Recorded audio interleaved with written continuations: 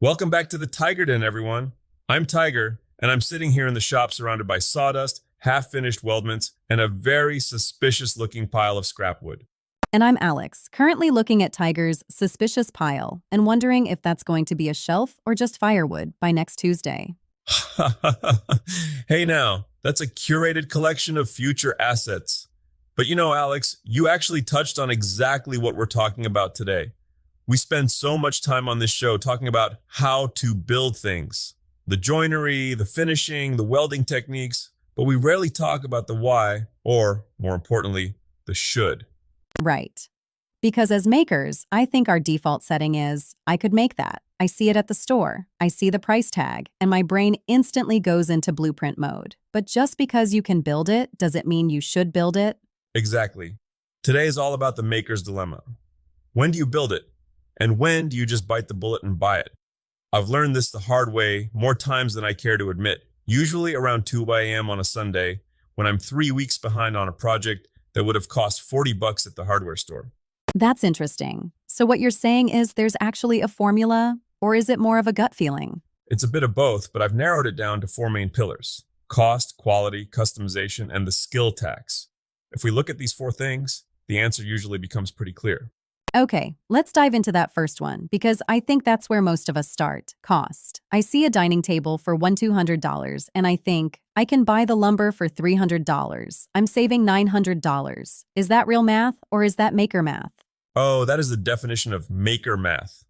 Here's a pro tip. Your materials are almost never the only cost. When people look at a project, they forget the consumables. Did you factor in the glue, the sandpaper, the 3 different grits of polishing compound, the half-gallon of finish that costs $60? Wait, can you explain that more? Do those small things really add up that much? They absolutely do. If you're building a one-off project, you often have to buy a full container of a specific fastener or a specific finish that you might never use again. If I buy a $50 box of stainless steel bolts for a project that only needs 8 of them, that project just got vastly more expensive. When a factory builds 1,000 tables, they are buying those bolts by the ton for pennies. We are buying them at retail prices. So, in terms of pure dollars and cents, the buy option usually wins for common items? Almost always. If you can buy it at a big box store and it's mass produced, you cannot beat them on price. They have the economy of scale. I remember once I decided to make my own shop stools. I figured it's just some square tubing and a round wooden top. By the time I bought the steel, the wood, the welding wire, the gas for the welder, and the powder coating, I had spent $110 per stool. I could have bought almost identical ones for $45. But surely there's a flip side. There has to be a point where making it is actually cheaper. There is, and that's when you get into high-end furniture or specialized tools. If you want a solid walnut, live-edge dining table with a custom steel base, a boutique furniture store might charge you $5,000 to $8,000. Now you can buy that slab and those legs for maybe $1,500. Even with $200 in finishes and supplies, you're saving thousands. But, and this is the big but, how much is your time worth? That's the question I was going to ask. How do you value your time in this equation? Because if that $5,000 table takes me 100 hours to build, and I value my time at $50 an hour, well, I haven't really saved anything. Exactly. I learned this the hard way when I started taking commissions. You have to decide, is this a hobby or a job? If it's a hobby, your time is free because it's entertainment.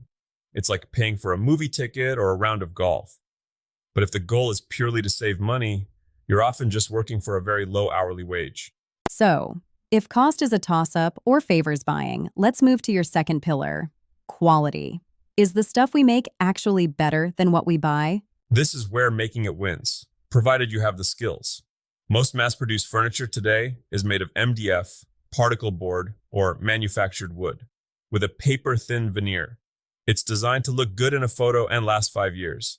When you build it, you're using joinery that will last a century.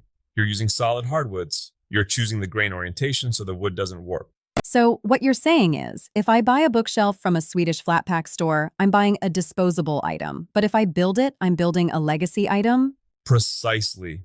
Here's a pro tip. Look at the joinery. If you see cams, plastic clips, or staples, it's a buy for convenience.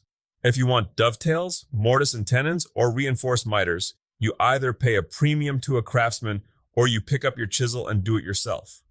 Quality is the number one reason I choose to build. I want to know that if I sit on a chair I built, it's not going to rack or wobble because I personally fit those joints.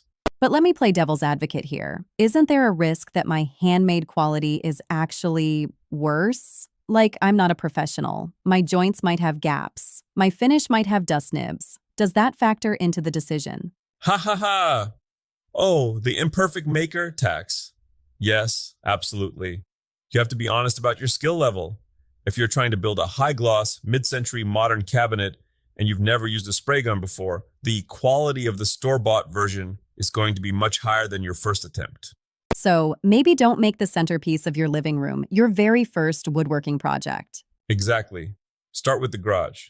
Make your mistakes where only the spiders will judge you, which actually leads us to the third pillar, customization. This is the Goldilocks factor.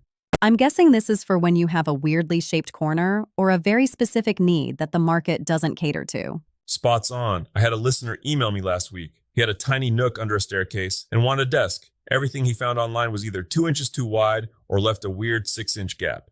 In that case, you must build. That's interesting. So it's not just about the size, but the function too? Absolutely. Think about shop organization. I could buy a generic rolling tool cabinet, but it might not fit my specific welder or have a drawer deep enough for my circular saw. When you build, you are the architect. You can decide that you want a hidden charging station for your batteries or a built-in scrap bin. That level of bespoke functionality is something you simply cannot buy off a shelf.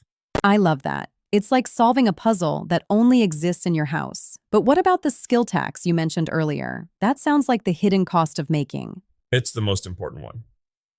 The skill tax is the time and money spent learning how to do the thing before you can actually do the thing. For example, let's say you want a custom wrought iron gate. You look at the price and think, too expensive, I'll make it. But wait, you don't know how to weld. So now I'm buying a welder, a tank of gas, a mask, magnets, and a grinder. Right, and you're spending 20 hours watching YouTube videos and practicing on scrap. That is the skill tax. Now I love the skill tax because I love learning new things. But if your goal is just to have a gate, you are going to be miserable. If your goal is to become a person who can make gates, then making it is the only way to go. That's a really profound distinction. Are you buying a product or are you buying a skill? Exactly. If I want a new patio table and I decide to build it out of concrete, something I've never done, I have to accept that I'm paying for an education. My first one might crack. I might mess up the formwork. But for the next project, I'll have that skill in my pocket forever. So let's wrap some practical advice around this for the listeners. If someone is standing in a store looking at an item, what's the mental checklist they should run through? Okay, here's the Tiger Den checklist. Question 1. Is this utility or art? If it's just a shelf for the laundry room to hold detergent and a plastic one costs 15s, just buy it. Don't waste your precious shop time on low-value utility items unless you're doing it for fun. Okay, utility versus art. What's question 2? Question 2. Do I have the tools or am I looking for an excuse to buy them? I'm all for new tools. But if a $200 project requires $800 in new machinery that you won't use again, buy the finished product. I feel like a lot of us fail that second question on purpose, though. Ha ha ha, guilty as charged, but be honest with yourself about it. Question 3. Is there a customization requirement?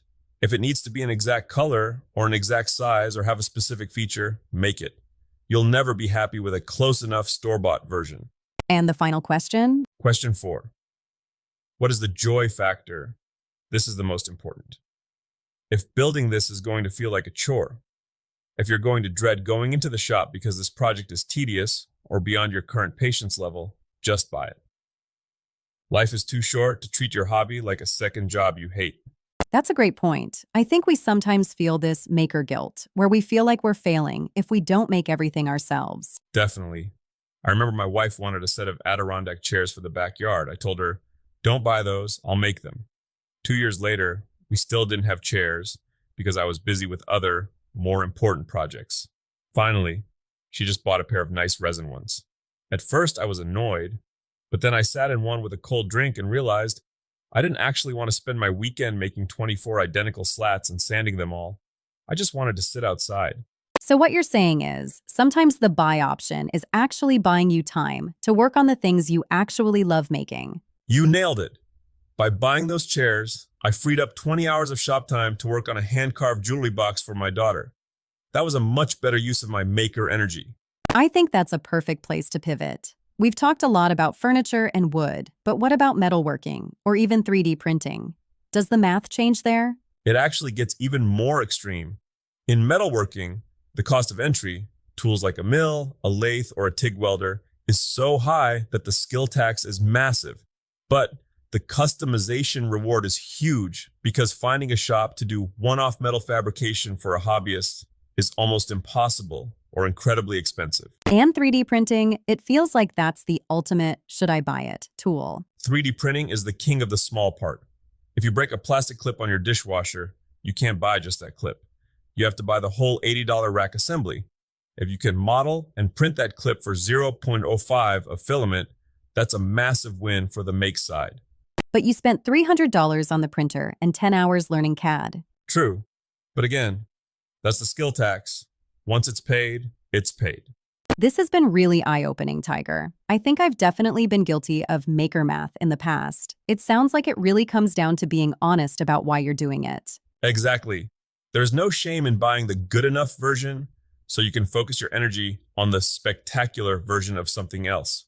So, to summarize for our listeners, look at the cost. Assess if the quality gain is worth the effort. Check if you actually need it to be custom. And finally, check your joy meter. Spot on. And here's your call to action for this week. Look at your to-do list in the shop. Pick one thing that you've been procrastinating on because it feels like a chore, and see if you can just buy a version of it. Clear that mental space for the project that actually gets you excited to turn on the lights in the morning. I love that. I think I might actually go buy that shoe rack I've been planning to build since 2019. Ha ha ha ha ha, do it, Alex. Your hallway will thank you. Well, that's all for today's episode of the Tiger Den podcast. If you enjoyed this deep dive, make sure to subscribe and leave us a review. It really helps the show. And if you have a story of a project that was definitely not worth making, or one that was the best thing you ever built, head over to our social media and let us know. We'd love to hear your maker math stories. Until next time, keep making. When it makes sense, we'll see you in the shop.